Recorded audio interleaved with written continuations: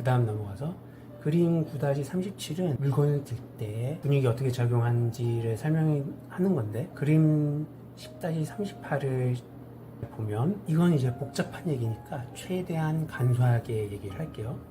척추 2번에 물건을 들 때 척추 2번에 얼마만큼 로딩이 걸리느냐, 이걸 수학적으로 혹은 물리적으로 어떻게 계산을 할 것이냐 라고 했을 때, 이 지렛대를 보시면 지렛대 축은 항상 척추라고 그랬죠. 그리고 무게중심은 앞에 떨어져요. 우리 인체의 무게중심이죠.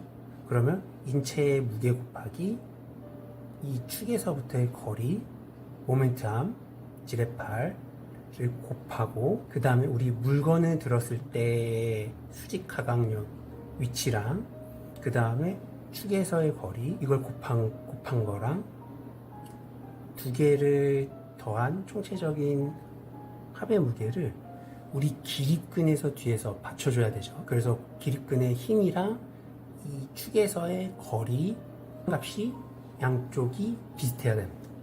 같아야 되죠. 이게 고정이 되려면 이쪽의 총합, 이쪽의 총합이 동시적으로 누르고 있어야 돼요.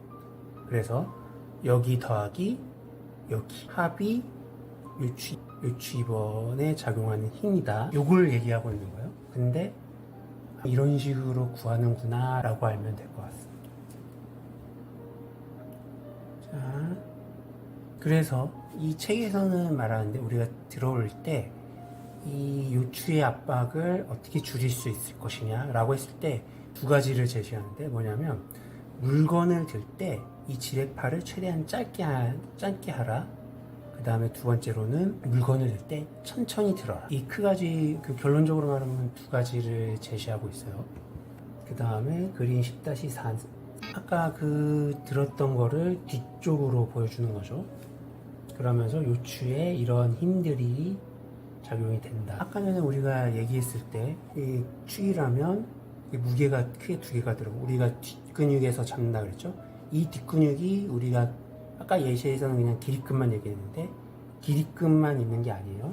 이 그림 10-40을 보면 기립근뿐만 아니라 복사근이나 광배근, 대둔근, 이 뒤쪽 강력한 근육들이 한꺼번에 작용을 해야 되는 거죠. 그 다음에 그림 41은 물건에 들어올 때 크게 두 가지를 예시를 들었는데, 상체를 굽혀서 들거나 아니면은 쪼그려 앉아서 드는 거.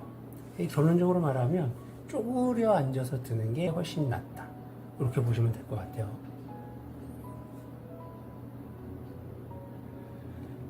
그 다음에 이제 마지막으로 우리가 이제 코어라고 하죠. 우리가 허리가 아픈 분들은 코어를 훈련을 하는데, 그러니까 코르셋을 만든다고 하죠. 복부주의를. 그러면 이제 복부주의에 코르셋을 만들고 복압을 증가를 시키면 우리가 물건을 들 때 요추에서 받는 압력이 줄어드느냐 라고 얘기를 했을 때, 이 책에서는 줄어들지 않는다 이렇게 얘기를 해요. 그러니까 허리를 코르셋을 만들든 안 만들든 허리 요추에 부담되는 압력은 똑같다. 그렇지만 코르셋을 만들고 복부 압력을 훈련하는 것이 결론적으로는 도움이 되는데, 왜냐하면 아까 우리가 설명했을 때의 전제 조건은 뭐죠?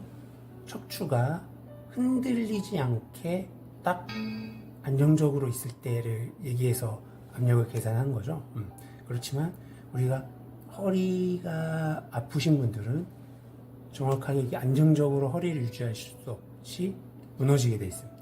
어떤 한쪽 근육이 약해지거나 균형이 안 맞아서 물건을 들 때 무너지게 이렇게 돼 있거든요. 대신 복부 코르셋을 만들고 압력 복압을 좀 높이면 들거나 허리를 움직일 때 무너지는 이 기능을 잡을 수 있다고 얘기를 해요. 그 자체만으로도 허리에 도움이 많이 된다고 얘기를 합니다.